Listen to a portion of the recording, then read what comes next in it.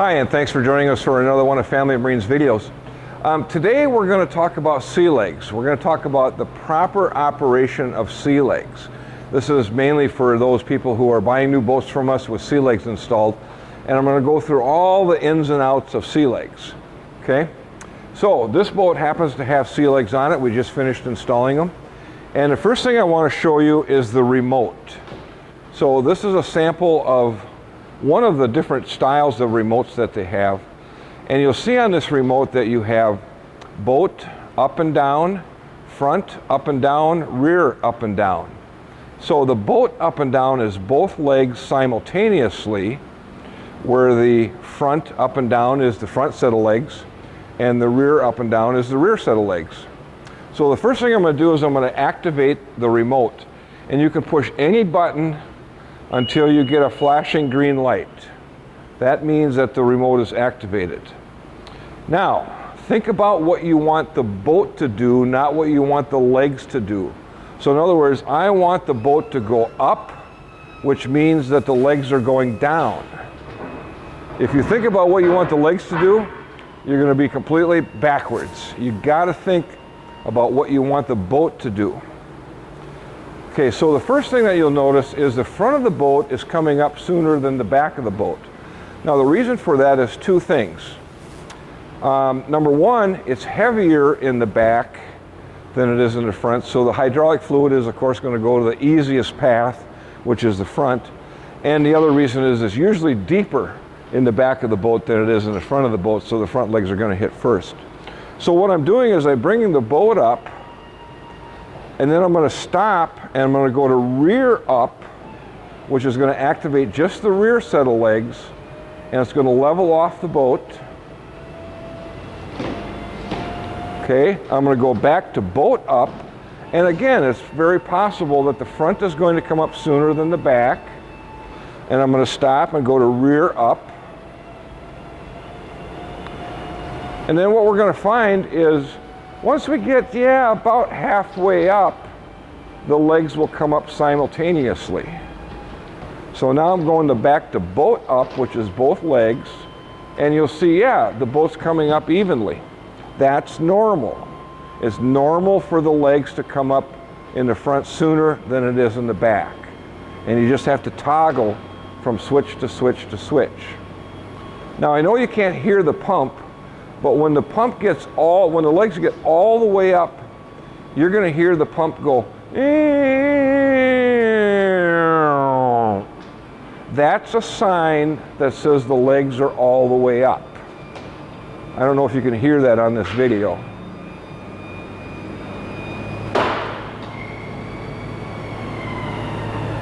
There, the pump just kind of ran down, and you can tell that it's kind of binding up, meaning that the pressure is building up and that the legs are all the way in the up position. Okay, so that's how we lift the boat up. Now, storing of the boat next to your dock. We do not suggest that you store the legs perfectly straight up and down. The reason for that is our center of gravity is up at its highest point right now. If we were to get a windy day, straight line winds, we're more likely to tip over in a situation like this than we would be if the boat were, or the legs were maybe at about a 45-degree angle, like I'm going to show you right now. So as I lower the boat down,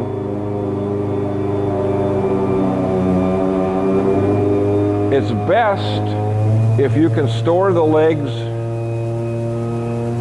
at somewhat of an angle like that, about a 45-degree angle to the legs.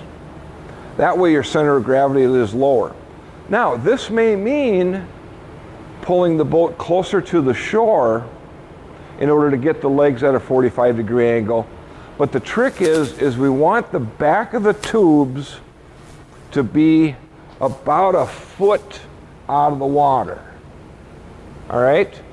That way if we get a windy day, we're not splashing and bouncing the sea legs all over the place.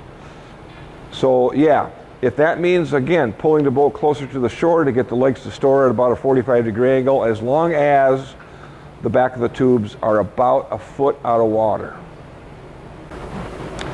Okay, now as I bring the boat down, again, I'm using the boat down button. I'm not worried about what the legs are doing. This is what I want the boat to do. I'm using the boat down button. Again, you'll notice that the rear of the boat starts to come down sooner than the front. So I might get to that point and I might go front down and level the boat off, and then go back to boat down and continuing to drop the boat down a little bit further, go back to front down, and go back to boat down. Now, I'm going to totally retract the legs, and I hope that you can hear the beep. Okay, once the legs get all the way up, there's a pressure switch on the pump that sends a signal to the horn that it builds up so much pressure, and the horn sounds, letting you know that the legs are completely contracted. Okay, but again, it does not do that when the legs are extracted or when the legs are all the way up. All you can do is listen for the pump going, all right? Okay, so this is the pump. Now, in this particular boat, because this boat has a battery on-off switch, what we've done is we've wired the positive cable from the pump to the battery on-off switch. So when you shut your battery switch off, this pump is dead. Okay, so for those of you who do not have a battery on-off switch, where this pump is wired directly to the battery, here's what can happen. Let's say your boat is sitting at your dock for a couple of weeks. Because this computer has a milliamp draw on it, it can draw down your battery, and therefore when you go to use it the next time, your battery's dead. Well, we don't want that, because it takes 11.2 volts in the battery to operate the sea legs. You have to have a minimum of 11.2 volts to operate the sea legs. So what we suggest you do, if you don't have a battery on-off switch, is right here is a circuit breaker. And you'll see that yellow bar that pops out when I push the blue button. And you saw that the light goes off on the control module. That's telling us that we don't have any juice. When I push this yellow bar back in, our red light starts to flash again. And again, that's the computer in there will draw down the battery. So what happens is, let's say that you're using your sea legs and you start your engine, you drop the boat down in the water, you start your engine, and you go idle around the lake for, say, an hour. Now, we've used a lot of juice out of the battery just lowering the sea legs. And when we're idling an engine, the alternator on the engine is only putting out an amp or two back into the battery. And then when we go lift the boat back up onto the sea legs are using more amperage out of the battery than what we just put into the battery by idling the engine. It's not until you hit, say, roughly 2,000 or 2,500 RPM where the alternator really kicks in and starts putting amperage back into the battery. Think about this. If you're jump starting your neighbor's car, you hook up your jumper cables and you get into the car that's running and you rev the engine up, and what's happening is you're engaging the alternator to put more juice back into the battery than it would if it was idling. Well, the same thing on an outboard motor. If you're idling the engine, yeah, you're not getting a lot of juice back into that battery. And so what'll happen is when the battery gets to 11.2 volts or less, this circuit breaker will pop. That yellow bar will come out. All right? So often we get a phone call that says, Tom, my sea legs don't work. I hit the button on the remote control and nothing happens. Okay, you come back, and if that yellow bar is swung out like that, that's a sign to charge the battery. This circuit breaker will pop when the voltage in the battery gets below 11.2 volts. So you charge your battery, you push that yellow bar back in, now your sea legs are ready to go. Very common problem. And by the way, these yellow and blue buttons, in case you were to lose your remote control, you always have these buttons for front and rear, up and down. Okay? So you can always use that auxiliary switches on the sea legs pump. Okay, Another minor issue that you might come across once in a while is the battery in the remote control. It's one of those little quarter-size batteries. It's a 2023 is the number on the battery. And we suggest that you take these 4 screws out and pull the cover off and put a new battery in once a year. Usually in the springtime is when we like to do that. So that way you have a fresh battery in your remote all the time. Now, some other issues that may arise. The rubber hydraulic hoses that run from the pump down to the legs. Occasionally what we see is muskrats getting underneath the boat and chewing on those rubber lines, and they chew a hole right through the hose. And all of a sudden we have issues with our sea legs. So a telltale to that is listening to the sound of the pump. So if you're lifting your boat up or down, and all of a sudden the pump starts going, you know, making some really funny noises, that means there's air in the lines. That means that that reservoir in the back of the boat is empty. Why is that reservoir empty? It shouldn't be empty. That means that we have a leak somewhere. Now again, we've brought them in many times and we found chew marks, teeth marks on the rubber hoses from either mice. We've seen mice chew through them. We've seen muskrats chew through them. We've seen them get pinched for some reason. They're not supposed to get pinched, and we put them on in a manner that they won't get pinched, but something goes wrong, who knows, and a hose gets pinched, and therefore we're leaking hydraulic fluid. So we carry gallons of hydraulic fluid in stock. If that's the case where your reservoir is empty and you need to add hydraulic fluid to get the boat off the lake, to get the legs up so you can load the boat onto a trailer or bring it into us so we can fix the hose, yeah, that might be what you have to do. Okay, so one of the issues that we come across occasionally is sea legs rocks getting stuck in the sea legs foot pads. Now, if you'll notice, these sea legs foot pads swivel, all right? And of course, the reason for that is that as the sea legs go down, the foot pads want to sit on the bottom of the lake, you know, so you have enough support for the boat.